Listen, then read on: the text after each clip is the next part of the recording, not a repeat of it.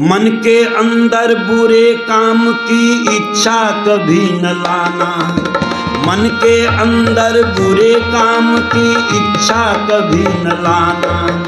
अधर्म में कभी प्रवृत्त न होना, अपना धर्म निभाना। अधर्म में कभी प्रवृत्त न होना, अपना धर्म निभाना। श्रोत्र चक्षु आदि अंगों को न्यायाचरण में चलाना। सदा ब्रह्मचारी जितेंद्रिय होकर धन धर्म कमाना। शरीर की शुद्धि के लिए करना जल से स्नान। शरीर की शुद्धि के लिए करना जल से स्नान।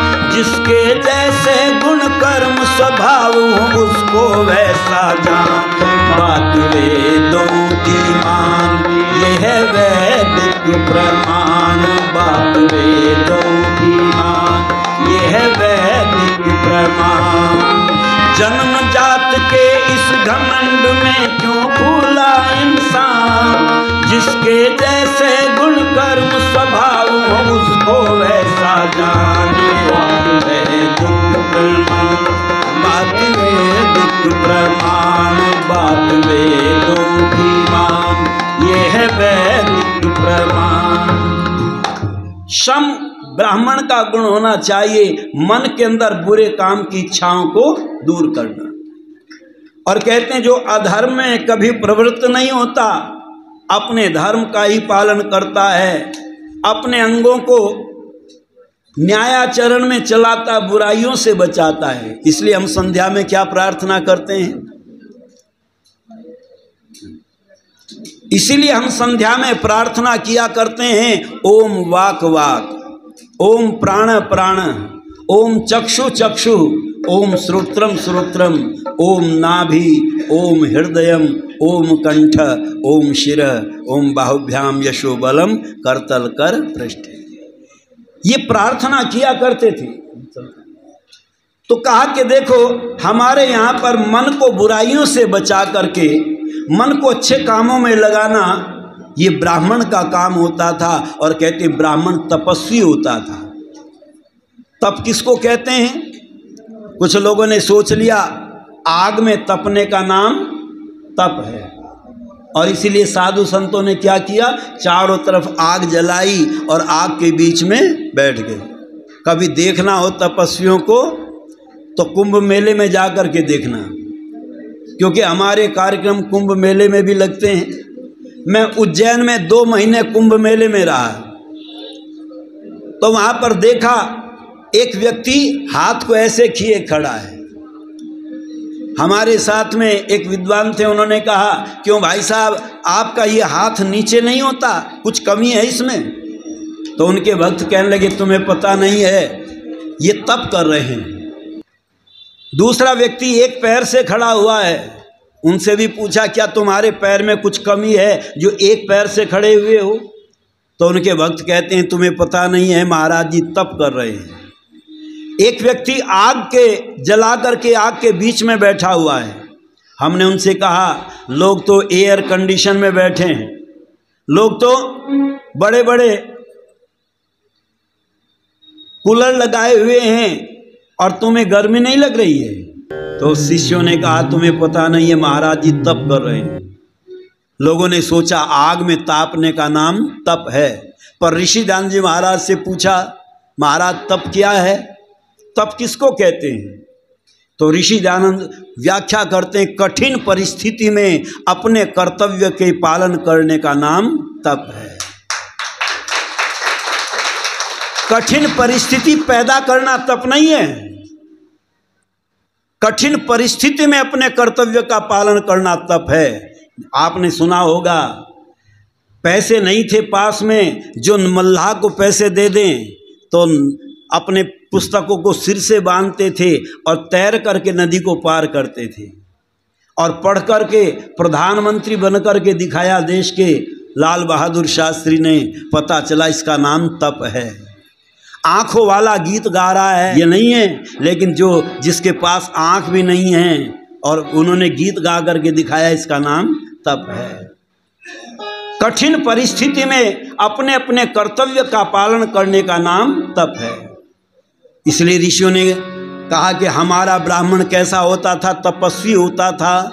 गर्मी सर्दी धूप छांव सब में अपने कर्तव्य का पालन करता था। लेकिन जब ये निकम्मापन आ गया हमारे अंदर, हम आराम तलब हो गए, तप करना छोड़ दिया, तब से हम निकम्मे होते चले गए। अच्छा, आज बच्चों को आप तपस्वी बना रहे हो या निकम्मा बना रहे हो जी?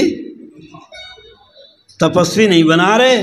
आज का बच्चा धूप में जरा सी देर बाहर नहीं निकल सकता, क्योंकि आपने एयर कंडीशन लगा दिया है उसके लिए, वो निकलेगा ही नहीं।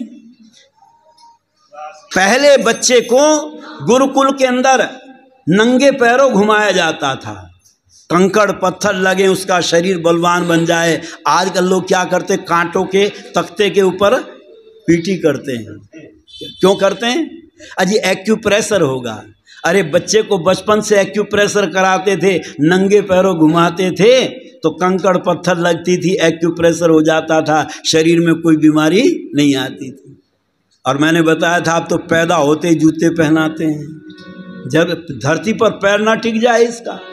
पता चला हमने उनको निकम्मा बनाया, हमने तपस्वी बनाने का प्रयत्न नहीं किया।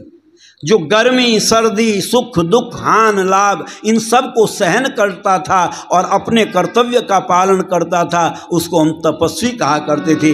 यहाँ ब्राह्मण तप करता था और ब्राह्मण शौच पवित्र रहता था, अर्थात गलत चीज़ें नहीं खाता था। और आज तो लिखा हुआ पंडित जी दा ढाबा, हमने कहा यहाँ शुद्ध भोजन मिलता होगा। हमने हमने कहा पंडित जी क्या क्या है? कहने लगे कि आपको क्या चाहिए? अंडा करी है, मछली करी है, सब करी है इनके यहाँ। पता चला, अच्छा बताओ ये शौच पवित्रता का ध्यान रखा इन्होंने? कुछ लोग कहते हैं ये तो व्यापार है, व्यापार में सब चलता है। अरे व्यापार में भी सब नहीं चलता। ऋषि दान जी महाराज वेद का प्रमाण देते हुए कहते हैं, संतान को उत्तम शिक्षा देकर उनको उत्तम कारोबार में लगाओ। कौन से कारोबार में? उत्तम कारोबार में। अच्छा, मछली पालना तो उत्तम कारोबार है, मुर्गी पालना तो उत्तम कारोबार है, सुअर पालना तो उत्तम कारोबार है। और आजकल बड़े बड़े ब्राह्मण लोगों ने सुअर फार्म, मुर्गी फार्म। क्यों? क्योंकि हमने जाना ही नहीं ब्राह्मण का गुण कौन सा होता है। कहते हैं ब्राह्मण पवित्र रहता था, इसलिए हमारे यहाँ कहा करते थे अद्भिर्गात्राणि शुद्ध्यन्ति मनः सत्येन शुद्ध्यति, विद्या तपोभ्याम भूतात्मा बुद्धिर्जानेन शुद्ध्यति। कि सत्याचार से मन की शुद्धि बुद्धि को शुद्ध ज्ञान करे, सत्याचार से मन की शुद्धि बुद्धि को शुद्ध ज्ञान करे। जीव आत्मा की शुद्धि विद्या धर्मानुष्ठान करे, जीव आत्मा की शुद्धि विद्या धर्मानुष्ठान करे। राग द्वेष आदि कारण ही मानव को परेशान करें, असत्य त्याग कर सत्य प्राप्त कर जीवन का उत्थान करें। चाहे निंदा स्तुति सुख दुख हो या मान अपमान, जिसके जैसे गुण कर्म स्वभाव हो उसको वैसा जान। ये है वैदिक प्रमाण, ये है वैदिक प्रमाण, ये है वैदिक प्रमाण, ये है वैदिक प्रमाण। जन्म जात के इस घमंड में क्यों फूला इंसान, जिसके जैसे गुण कर्म स्वभाव हो उसको वैसा जान। बात वेदों की मान, ये है वैदिक प्रमाण, बात वेदों की मान, ये है वैदिक प्रमाण। कहते हैं शांति ब्राह्मण के अंदर होनी चाहिए। शांति कैसे? निंदा स्तुति सुख दुख मान अपमान हो उसमें समान रहना चाहिए।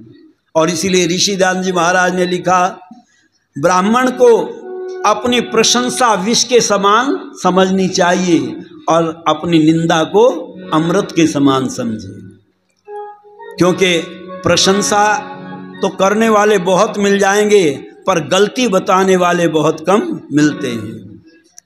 लोग सोचते हैं नाराज हो जाएगा, पर नहीं, जो गलती बताते हैं। अच्छा, आप अपने घर में साबुन रखते हो या नहीं रखते हो?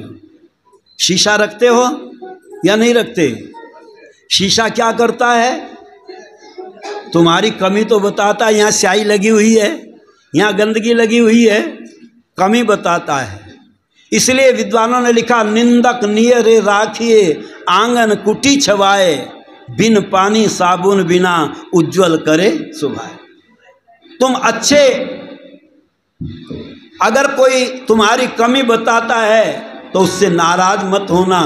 एक दिन मुझे ये बात समझ में आई, मैं बाहर से आया, भूख लग रही थी बहुत ज़्यादा, तो मैंने कुछ खाया और खाने के बाद में जब मैं चला तो एक सरदार जी मेरे पास में आए और आकर के कहा, पंडित जी आप बहुत अच्छे आदमी हैं। मैंने सोचा मेरी प्रशंसा कर रहा है, पर तुम्हारे मुंह पर कुछ लग रहा है। और उस व्यक्ति ने अपने हाथ से उसको हटाया और हटा करके फेंका। मैंने उसका धन्यवाद किया। मैंने कहा देखो कितने सज्जन व्यक्ति हैं, मेरे मुंह पर गंदगी लग रही थी, इनको पता चला, इन्होंने उसको दूर किया। इससे पता समझ में आया, निंदक नियरे राखिए आंगन कुटी छवा। यदि तुम्हारी कोई कमी बताता है तो उसका धन्यवाद करो। क्यों? क्योंकि वो तुम्हें शुद्ध बनाना चाहता है, तुम्हें पवित्र बनाना चाहता है, तुम्हारे जीवन को उज्जवल बनाना चाहता है। पर आज तो लोग नाराज हो जाते हैं, जरा सी बात किसी को कह दो, अजी साहब हमारा खंडन कर दिया, इन्होंने हमारा अपमान कर दिया, बेइज्जती कर दी। ध्यान रखना, ये अपमान नहीं है। ब्राह्मण में और कौन सा गुण होना चाहिए कि भूख प्यास गर्मी सर्दी और हानि लाभ का सहना। भूख प्यास गर्मी सर्दी हानि लाभ का सहना। ऐसी कठिन परिस्थिति में भी धर्म में दृढ़ता रहना। ऐसी कठिन परिस्थिति में भी धर्म में दृढ़ता रहना। कुटिलता आदि दोष छोड़कर सरल स्वभाव से रहना। कोमलता और निर्भिमानता है ब्राह्मण का गहना। आर्य और शूद्रों का भी जो करता हो सम्मान। आर्य और शूद्रों का भी जो करता हो सम्मान। इसके जैसे गुण स्वभाव हो उसको वैसा जान बात वेदों की मान। ये है वैदिक प्रमाण बात वेदों की मान। ये है वैदिक प्रमाण। जन्मजात के इस घमंड में क्यों फूला इंसान। जिसके जैसे गुण कर्म स्वभाव हो उसको वैसा जान। ये है वैदिक प्रमाण। ये है वैदिक प्रमाण। ये है वैदिक प्रमाण। ये है वैदिक प्रमाण। ब्राह्मण के अंदर शांति हो और आर्जव, कहते हैं कुटिलता आदि दोष उसके जीवन में नहीं होने चाहिए। और जो कोमलता के द्वारा, निरभिमानता के द्वारा अभिमान न करने वाला हो। क्योंकि विद्या हमको क्या सिखाती है? विद्वानों ने लिखा, विद्या ददाति विनयम। विद्या से विनयशीलता आती है। और यदि विद्या से अभिमान आ गया तो ऐसा ही हुआ है जैसे आपने अग्नि में पेट्रोल छिड़क दिया। इसलिए विद्वान कहते हैं तुम्हारे अंदर निरभिमानता आनी चाहिए। और निरभिमानता देखनी है तो स्वामी दयानंद जी महाराज के जीवन को देखो। कुछ लोगों ने एक योजना बनाई, स्वामी दयानंद जी महाराज को शास्त्रार्थ में नहीं हराया जा सकता, बहुत बड़े विद्वान हैं। एक तरीका सोचते हैं, हम जाकर के ऋषि दयानंद से पूछेंगे बताओ आप विद्वान हो या अविद्वान। अगर उन्होंने कह दिया मैं विद्वान हूँ तो हम कहेंगे तुम कैसे विद्वान हो, अपने मुंह से अपनी प्रशंसा करते हो, अपने मुंह में मिट्ठू बन रहे हो। और अगर कहेंगे मैं विद्वान नहीं हूँ तो हम कहेंगे कि तुम जब खुद ही विद्वान नहीं हो तो तुमसे शास्त्रार्थ क्या करें। दोनों तरह से हमारी जीत हो जाएगी। पर ऋषि ध्यान जी महाराज के पास में जब गए और जा कर के कहा स्वामी जी बताओ आप विद्वान हो या अविद्वान हो, तो ऋषि दयानंद कहते हैं जिन जिन बातों को जानता हूँ उनमें विद्वान हूँ और जिन जिन को नहीं जानता उनमें अविद्वान हूँ। कान बंद करके चल दिए, कहते इनसे पार नहीं पा सकते। पर ऋषि ध्यान जी महाराज ने जीवन में अभिमान नहीं किया। ऋषि ध्यान जी महाराज से जब आकर के कहा स्वामी जी आप तो बहुत बड़े विद्वान हैं, आप जैसा विद्वान भूतो न भविष्यति। तो ऋषि दयानंद कहते हैं यदि मैं गौतम कपिल कणाद के समय में होता तो साधारण लोगों में मेरी गिनती होती। मैं तो उनकी झोपड़ी में झाड़ू लगाने की भी योग्यता नहीं रखता। कहा ब्राह्मण अभिमान नहीं करना चाहिए ब्राह्मण को, और वाकई में यहाँ पर अभिमान नहीं करते थे। अच्छा श्री राम ने अभिमान किया क्या? अभिमान नहीं किया। हनुमान ने अभिमान किया हो कि भाई लंका को फूंक आया तो घमंड में अकड़ में बैठ गए हों? नहीं, हमारे महापुरुष अभिमान नहीं करते थे। पर आज छोटी छोटी बात पर मनुष्य अभिमान करता है। तुलसीदास जी ने भी इसीलिए लिखा है कि मैं क्या करूं कि खल परिहास होई हित मोरा, खल परिहास होई हित मोरा, बकहु कहि कल कंठ कठोरा, बकहु कहि कल कंठ कठोरा। यदि लोग मेरी मजाक बनाते हैं तो समझ लो मेरा उपकार कर रहे हैं। मैं कुछ नहीं जानता। इसलिए विद्वान कहते हैं ब्राह्मण कैसा हो? ज्ञानी होना चाहिए, ज्ञान तो होना चाहिए पर अभिमान नहीं होना चाहिए। वेद शास्त्रों को पढ़ करके जो औरों को पढ़ाए, वेद शास्त्रों को पढ़ करके जो औरों को पढ़ाए, जो वस्तु जैसी है उसको वैसा ज्ञान कराए, जो वस्तु जैसी है उसको वैसा ज्ञान कराए, जड़ को जड़ चेतन को चेतन जाने और जनाए, पृथ्वी से ईश्वर तक, पृथ्वी से ईश्वर तक पदार्थों का उपयोग सिखाए, वेद अतिथि ईश्वर का न करी करे अपमान, वेद अतिथि ईश्वर का न कभी करे अपमान, जिसके जैसे गुण कर्म स्वभाव उसको वैसा दान, ये है वैदिक प्रमाण बात वेदों की मान, ये है वैदिक प्रमाण बात वेदों की मान। जन्म जात के इस घमंड में क्यों फूला इंसान, जिसके जैसे गुण कर्म स्वभाव उसको वैसा दान, ये है वैदिक प्रमाण, ये है वैदिक प्रमाण, ये है वैदिक। कहते हैं ब्राह्मण वेद शास्त्रों का ज्ञानी होना चाहिए, ज्ञानवान होना चाहिए, वो स्वयं पढ़े और दूसरों को पढ़ाए। और ऋषि दयानंद आर्य समाज का नियम क्या लिखते हैं? वेद सब सत्य विद्याओं का पुस्तक है। वेद का पढ़ना और पढ़ाना, सुनना और सुनाना सब आर्यों का परम। यदि इस धर्म का पालन करते हैं तो ब्राह्मण हैं, और इस धर्म का पालन नहीं करते तो ब्राह्मण नहीं। पर आज का ब्राह्मण पढ़ाता है क्या वेद? क्यों नहीं पढ़ाता? वो कहने लगे कि वेद पढ़ने का अधिकार केवल ब्राह्मणों को ही है, ऐसा प्रचार करना शुरू कर दिया। पर ऋषि दयानंद कहते नहीं, वेद का ज्ञान प्राणी मात्र के लिए है, सभी के लिए है, सभी को वेद का ज्ञान प्राप्त करना चाहिए। और विज्ञान को प्राप्त करे। विज्ञान क्या है? पृथ्वी से लेकर के ईश्वर तक सारे पदार्थों का उपयोग हम सीखने का प्रयत्न करें। क्यों जी? अब कितने दिनों के बाद में सौर ऊर्जा सीखी है लोगों ने। पहले थी क्या सौर ऊर्जा? अब सीखा। ये ज्ञान कितने दिनों के बाद में सीखा? पर वेद में ये ज्ञान पहले से है।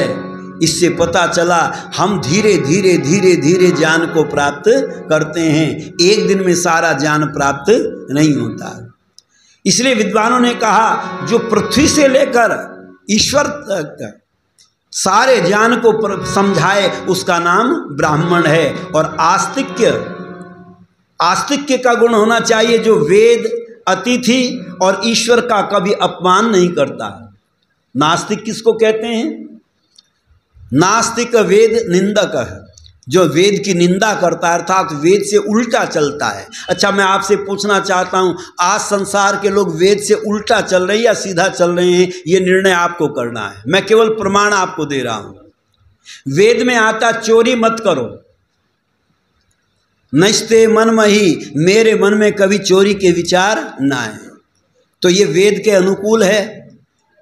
और वेद से उल्टा क्या है? चोरी करना।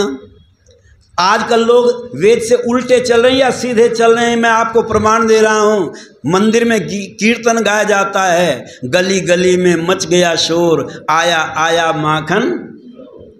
अच्छा, माखन चोर का यदि कीर्तन करे तो ये वेद के अनुकूल है या वेद से उल्टा है? इसी का नाम वाम मार्ग है। वेद में मना किया जुआ मत खेलो, अक्षरमा दिव्य, जुआ मत खेलो। और जो लोग कहते हैं पत्रे में देख करके दिवाली के दिन यदि जुए में जीत गए तो सारी उम्र जीतते रहोगे। अच्छा बताओ, वो वेद के अनुकूल कह रहे हैं या वेद से उल्टा कह रहे हैं? वेद से उल्टा, इसी का नाम वाम मार्ग है। और अनेक प्रमाण मैं आपको दे सकता हूं। आज सारे संसार के लोग वेद से उल्टा चल रहे हैं। इसलिए तुलसीदास जी ने लिखा है कि चलत कुपंथ वेद मग छाड़े, चलत कुपंथ वेद मग छाड़े, कपट कलेवर कलिमल भाड़े, कपट कलेवर कलिमल भाड़े। वेद से उल्टा चलना शुरू किया। वेद कहता मित्रस्या हम चक्षुषा सर्वाणि भूतानि समीक्षे, तुम सारे संसार के जीवों को मित्र की दृष्टि से देखो। और जो गीत गाते हैं कुर्बानी कुर्बानी कुर्बानी, अल्लाह को प्यारी है कुर्बानी। अच्छा, वो वेद के अनुकूल कह रहे हैं या वेद से उल्टा कह रहे हैं? इसी का नाम वाम मार्ग है। और ऋषि दयानंद ने यदि खंडन किया तो वाम मार्ग का किया। धर्म का संसार में कोई खंडन नहीं कर सकता। किसी भी देश का कोई वैज्ञानिक ये सिद्ध कर दे 2 और 2 3 होते हैं, क्यों जी करेगा? नहीं कर सकता, क्योंकि 2 और 2 4 पूरा विश्व मानता है। इससे पता चला धर्म का कोई खंडन नहीं कर सकता। खंडन अगर होगा तो अधर्म का होगा, असत्य का होगा। इसलिए विद्वान कहते हैं ब्राह्मण कैसा होना चाहिए? आस्तिक्य होना चाहिए, सत्य को मानने वाला होना चाहिए। इसलिए ऋषि दयानंद लिखते हैं सत्य के ग्रहण करने और असत्य के छोड़ने में सर्वदा उद्यत रहना चाहिए। तुम अपने जीवन में सत्य को ग्रहण करो। जो सत्य को ग्रहण करता है वह आस्तिक्य होता है, और जो असत्य को ग्रहण करता है वह नास्तिक होता है। कि मुक्ति पूर्व पर जन्म धर्म विद्या सत्संग ही भावे, मुक्ति पूर्व पर जन्म धर्म विद्या सत्संग ही भावे। माता पिता आचार्यों पर कोई कष्ट न आने पावे, माता पिता आचार्यों पर कोई कष्ट न आने पावे। ये 15 गुण और कर्म भी जिसके अंदर पावे, मनुज कहते हैं उसको ही ब्राह्मण समझा जावे, मनुज कहते हैं उसको ही ब्राह्मण समझा जावे। ब्राह्मण वर्ण का इन्हीं गुणों के बिन होगा अपमान, ब्राह्मण वर्ण का इन्हीं गुणों के बिन होगा अपमान। जिसके जैसे गुण कर्म स्वभाव उसको वैसा जान, बात वैदिक प्रमाण बात वेदों की मान, ये है वैदिक प्रमाण बात वेदों की मान। जन्मजात के इस घमंड में क्यों फूला इंसान, जिसके जैसे गुण कर्म स्वभाव उसको वैसा जानिए।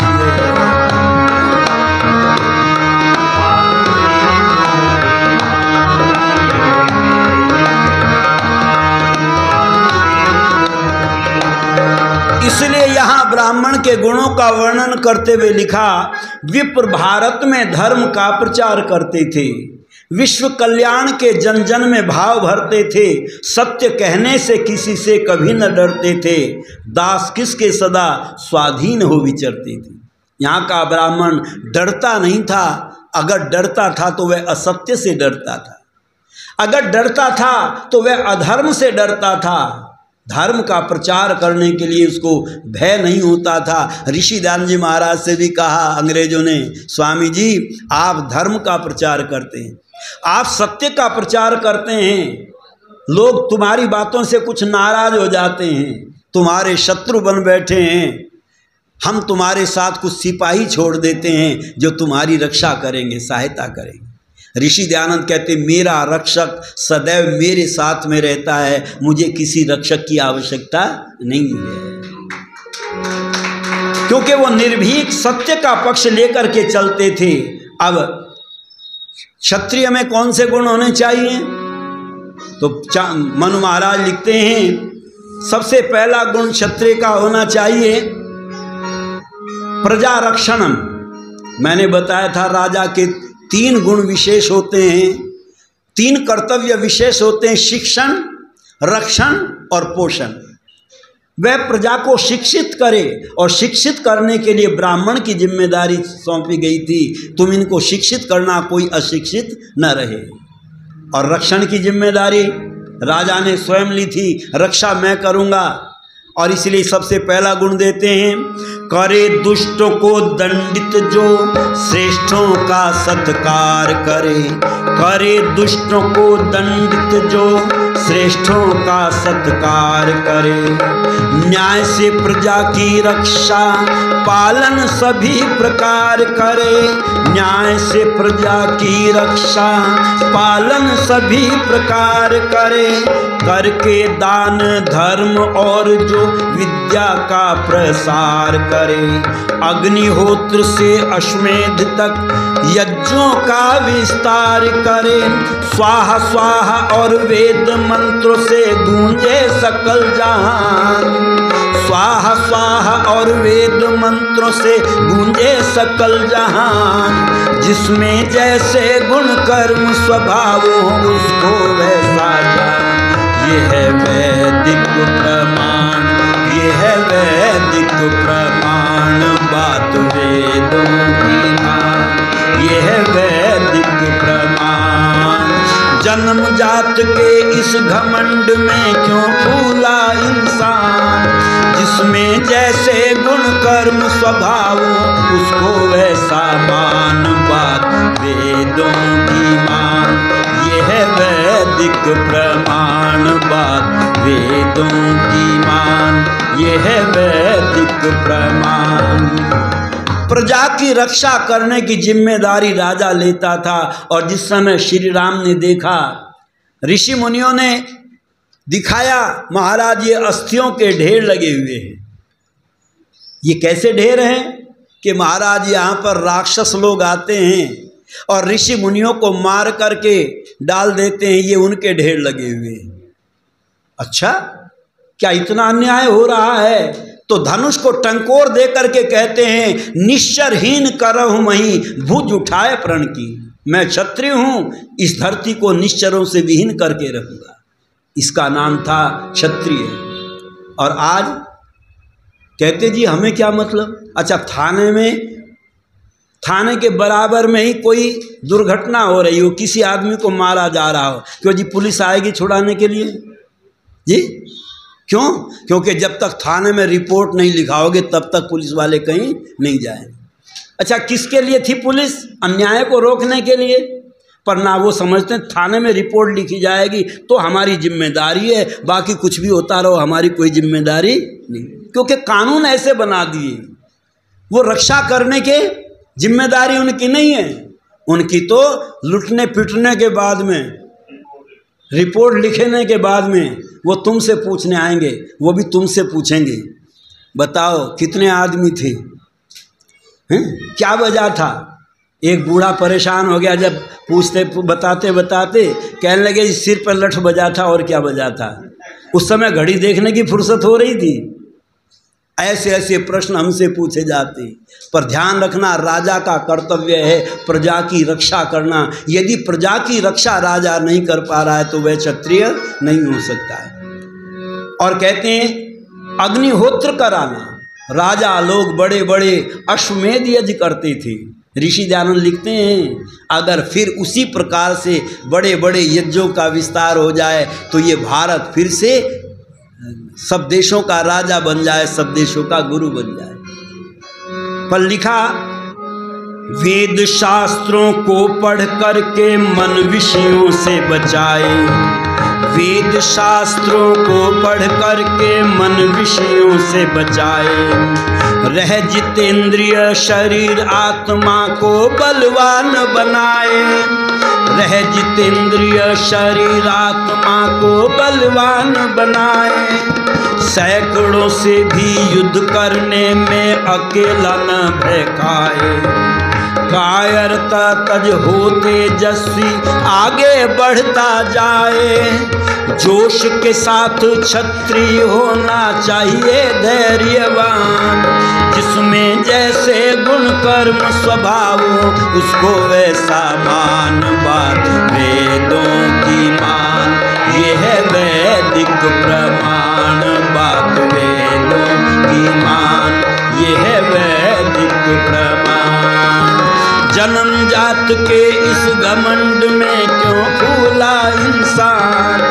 जिसके जैसे गुण कर्म स्वभाव उसको वैसा बात वेदों की मान। बात वेदों की मान। बात वेदों की मान।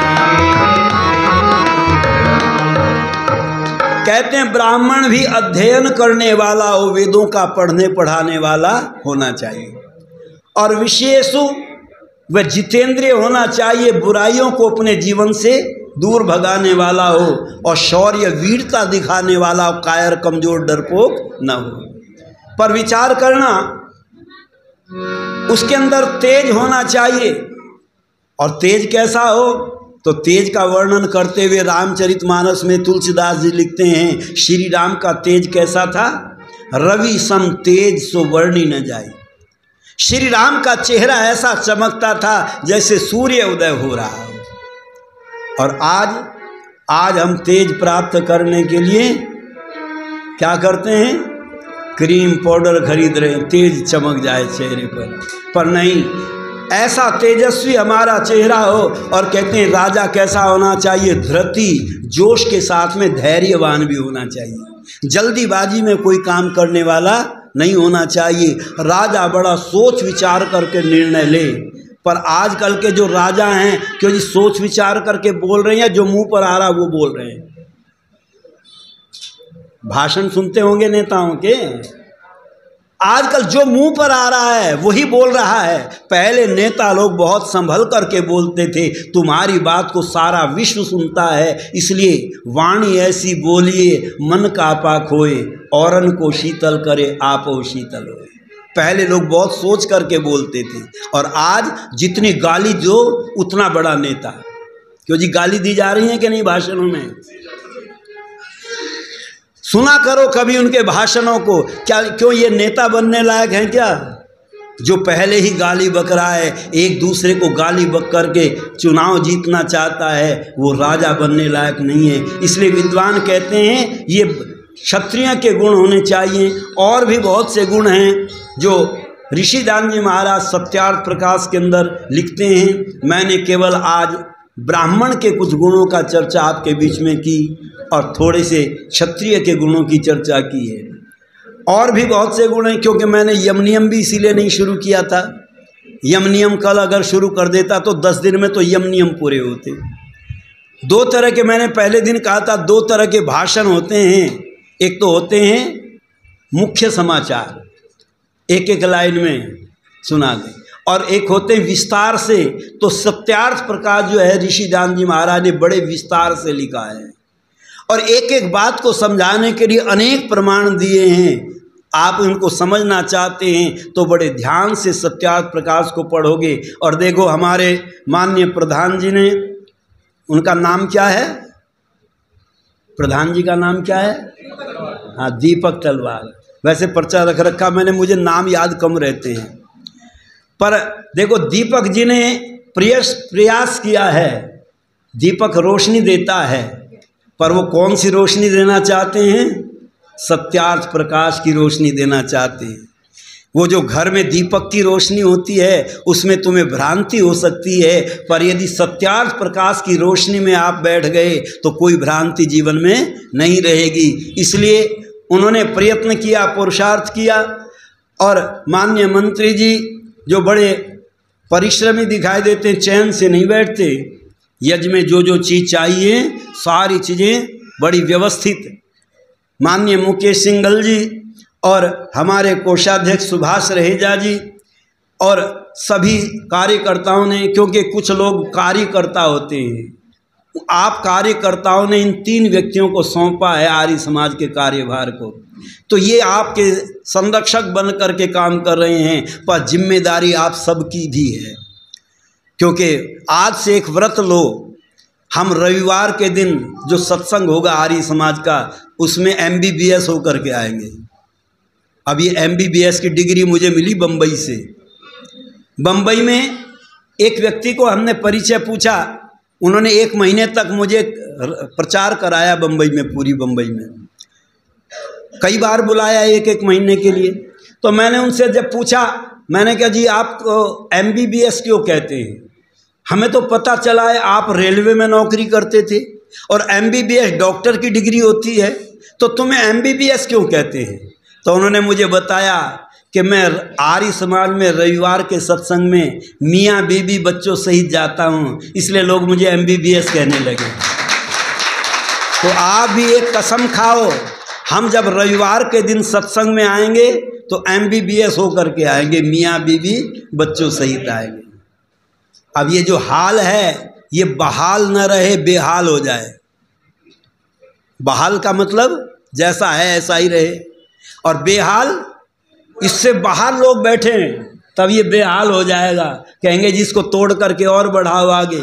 इसलिए मैं कहता हूँ इस कथा का तभी लाभ होगा जब आप MBBS होकर के मियाँ बीवी बच्चों सहित रविवार के सत्संग में आएंगे। और देखो हमारे प्रधान जी ने ये सत्यार्थ प्रकाश भी मंगा रखे हैं, जिसमें सामर्थ्य है वो पैसों में लेकर के पढ़ सकता है। और अगर कोई ऐसा व्यक्ति है कहते हैं जी मैं पैसों में नहीं खरीद सकता लेकिन मैं पढ़ूंगा, तो उनके लिए यहाँ फ्री दे रहे हैं, तो फ्री भी आप प्राप्त कर सकते हैं।